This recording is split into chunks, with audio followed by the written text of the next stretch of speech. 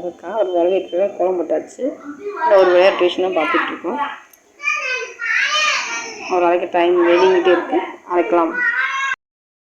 வாசலில் கோலம் போட்டு விநாயகர் வரவேற்க ரெடியாக இருக்கும்.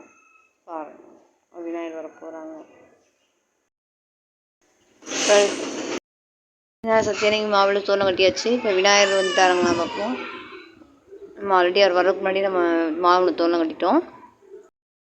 ஃப்ரெண்ட்ஸ், விநாயகர் சதுர்த்தி நாங்கள் ஒவ்வொரு வருஷம் ஒரு சிலை வாங்கி சாமி கும்பிடுவோம். விநாயகர் வாங்கி இந்த வருஷம் எனக்கு 5 இயர்ஸ் மேலே ஆச்சு. ஸோ 5வது வருஷம். இந்த இயரில் வந்து பார்த்திங்கன்னா எங்கள் விநாயகர் எப்படி ஒரு காட்சியாக கொடுத்துருக்காங்க. சின்ன சிலையை நான் கொண்டு வந்தேன். இந்த விட்டு அவர் கொஞ்சம் பெரிய சிலையாக கொண்டு வந்திருக்காரு. டெக்கரேஷன் ஏதோ தெரிஞ்ச அளவுக்கு நான் பண்ணேன்.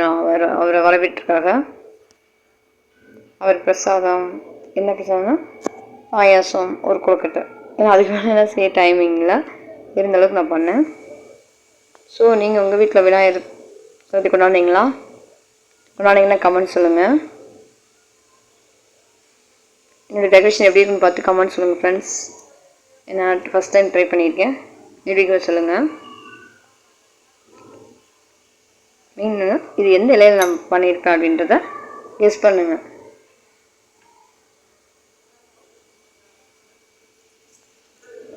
எங்கள் விநாயகர் வந்து எப்படி இருக்கான்னு பாருங்கள். இந்த வருஷம் கொஞ்சம் பெரிய சிலையாக வந்திருக்காங்க. பெரிய உருவத்தில் வந்திருக்காரு ஐயா.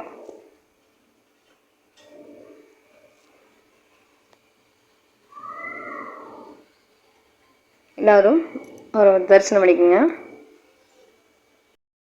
எங்கள் ஹஸ்ஸா ஆதிஸ் வந்து பாட்டு பாட போகிறாங்க. பாடுங்க.